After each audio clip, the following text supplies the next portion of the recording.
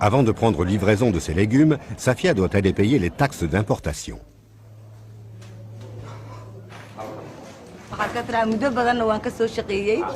Ça fait plus de 25 ans que je fais ce métier.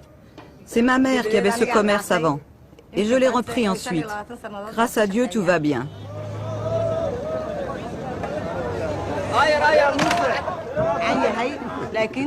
Le train fonctionne correctement. Mais c'est comme quand vous conduisez une voiture. Il peut y avoir des pannes. Ça arrive de temps en temps. Mais dans l'ensemble, ça marche. Il arrive comme prévu. C'est vous qui avez fait le train, hein? C'est le premier hangar qu'on avait fait ici, là. Hein? C'était en 1800 et quelques. 100 ans, ça existe. Les relations les plus cordiales s'étant établies entre l'Éthiopie et les colons français, ceux-ci obtinrent la concession d'une voie ferrée entre Addis Abeba et Djibouti, son débouché naturel sur la mer. La ligne fut lancée à travers le désert grâce aux capitaux français et au prix d'efforts héroïques.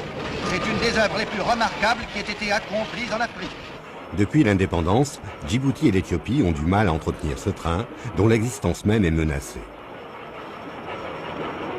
Djibouti, c'est un nouveau pays qui possède l'indépendance depuis 25 ans, hein?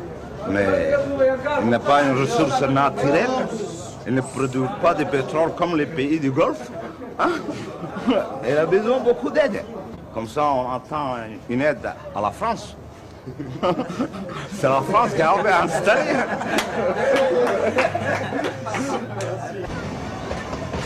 Aujourd'hui, le train est totalement incapable de résister à la concurrence de la route.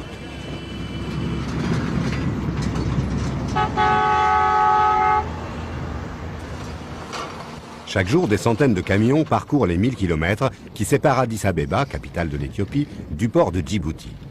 Depuis la guerre avec l'Érythrée, l'Éthiopie, pays de 50 millions d'habitants, a été privée de ses accès à la mer. Il faut savoir que le port de Djibouti, son trafic a explosé littéralement en 98.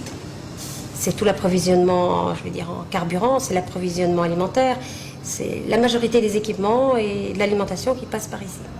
Pour absorber ce nouveau trafic et pour moderniser les installations, l'État djiboutien a confié la gestion du port à l'Émirat de Dubaï, témoignage de l'influence grandissante des pays du Golfe dans l'économie. Dubaï a une connaissance dans ce domaine. Je ne vais pas parler de mondialisation, mais plutôt d'internationalisation. C'est-à-dire qu'ils ont d'autres ports en concession et ils gèrent d'une certaine manière. Il a fallu adapter tout ça à l'environnement de Djibouti, qui est quand même un environnement particulier. Nous ne sommes pas en plein cœur de l'Afrique noire, nous ne sommes pas au Moyen-Orient, et il y a quand même toujours cette très forte influence française, européenne. Au-delà de l'attraction qu'exerce Djibouti sur le plan stratégique et militaire, la petite république peut devenir, grâce au développement du port, un lieu d'échange important entre l'Afrique, le Moyen-Orient et le monde indien.